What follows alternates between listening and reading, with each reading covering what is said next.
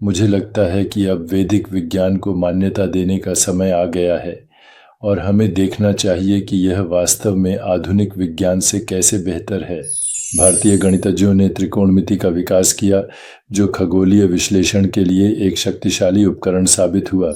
जयपुर में जंतर मंतर वैज्ञानिक उद्देश्यों के लिए उपयोग की जाने वाली वास्तुकला के चमत्कारों का एक प्रसिद्ध उदाहरण है। आज मैं विज्ञान में कुछ मुख्य मुद्दों पर चर्चा करना चाहूँगा।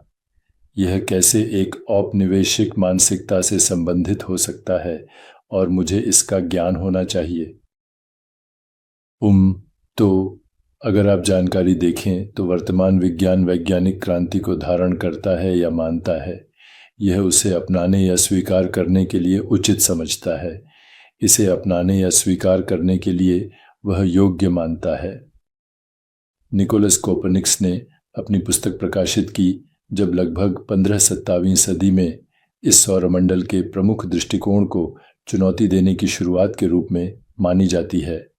यह आमतौर पर वैज्ञानिक क्रांति की शुरुआत के रूप में देखा जाता है और इस अवधि के दौरान भी लगभग 1600 के आसपास आइजैक न्यूटन ने अपने अद्वितीय कार्य प्रिंसिपिया प्रकाशित किया, जो क्लासिकल मैकेनिक्स के लिए आधार रखता है।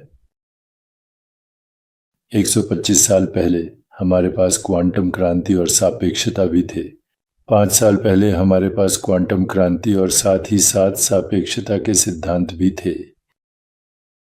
तो बहुत ही हाल ही में वैज्ञानिक दृष्टिकोण के अनुसार हाल ही में बहुत ही नवीनतम तथ्यों के आधार पर, हालांकि अगर आप वास्तव में विस्तार से देखें तो विज्ञान का इतिहास भी प्राचीन संस्कृतियों जैसे भारत तक जाता है, जहां यह बहुत पुरानी है।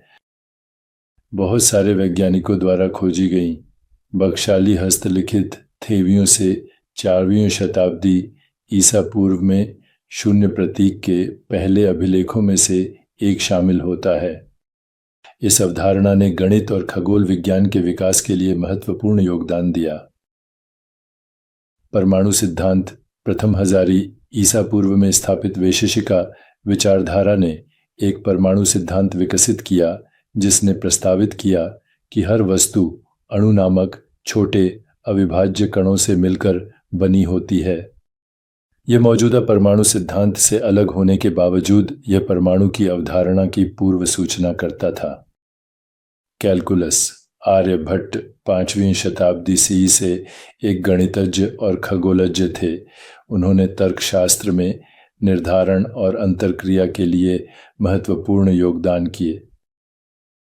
बोधायन एक 8वीं शताब्दी ईसा पूर्व गणितज्ञ को पाइथागोरियन सिद्धांत के सबसे पहले ज्ञात प्रमाणों में से एक प्रदान करने का श्रेय दिया जाता है। उन्होंने महत्वपूर्ण योगदान दिया। बेशक प्राचीन भारतीय चिकित्सक आयुर्वेद और अन्य चिकित्सा प्रणालियों में बहुत योगदान दिया, जैसे चिकित्सा प्रणालियों की।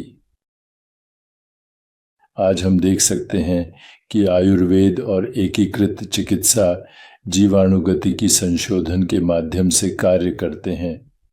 इसका मुख्य उद्देश्य चेतना में अनुभव के तरीकों को जानना है। इसलिए आयुर्वेद भी कुछ जड़ी बूटियों का उपयोग करता है, जिनमें से एक स्पष्ट रूप से हल्दी का उपयोग करता है, जो सीधे एपिजेनोम को लक्षित करती है।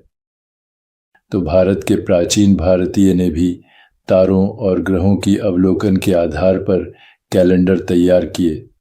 ऋग्वेद एक बहुत पुरानी भारतीय पाठ में दिखाता है कि वर्ष को 360 दिनों में विभाजित किया गया था, जिसमें 2 महीनों में विभाजन था। भारतीय खगोलज्ञ ने महत्वपूर्ण प्रगति की। ग्रहों की गतियों को समझने में आर्यभट्ट एक 5वीं शताब्दी के खगोलज्ञ ने कोपरनिकस या गैलीलियो और अन्यों से सदियों पहले सूर्य के चक्रवात मॉडल सूर्य को केंद्र में प्रस्तावित किया। भारतीय गणितज्ञों ने त्रिकोणमिति का विकास किया, जो खगोलीय विश्लेषण के लिए एक शक्तिशाली उपकरण साबित हुआ। गणनाएं इसके अलावा प्राचीन भारतीयों ने रात के आकाश की अवलोकन के लिए परिष्कृत यंत्र बनाए थे। जयपुर में जंतर मंत्र वैज्ञानिक उद्देश्यों के लिए उपयोग की जाने वाली वास्तुकला के चमत्कारों का एक प्रसिद्ध उदाहरण है। सबसे पहले आधुनिक विज्ञान के बीच अंतर यह है कि यह पूरी तरह से इन प्राचीन योगदानों को अनदेखा करता है। ऊपर देखते हैं तो आप जानते हैं वैज्ञानिक क्रांति के बारे में। ये सब 506 साल पहले, और फिर जो मैंने उल्लेख किया है बहुत पुराना है, कुछ हजार साल पहले से भी अधिक, कुछ हजार साल से भी अधिक, शायद 2500 ईसा पूर्व के लगभग साल। ये बहुत लंबा समय है, बहुत पुराना, 2500 साल से भी अधिक। तो स्पष्ट रूप से विज्ञान में एक पक्षपात है जो वास्तव में जो बात है, जो ज्ञान को पूरी तरह से अनदेखा करता है, यह ज्ञान को पूरी तरह से अनदेखा करता है।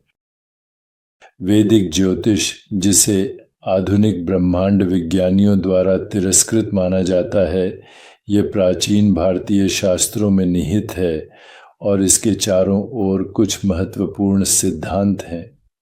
वैदिक ज्योतिष का मूल विचार ब्रह्मांड और प्राणी के बीच के संबंध पर आधारित है।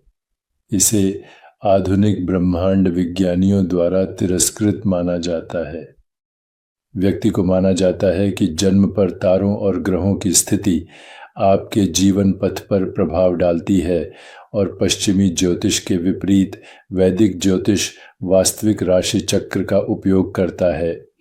इस प्रणाली में पृथ्वी के ध्रुवाकार के साथ धीरे धीरे हिलने को ध्यान में रखा जाता है, जो राशि चिन्हों में थोड़ा अंतर बनाता है।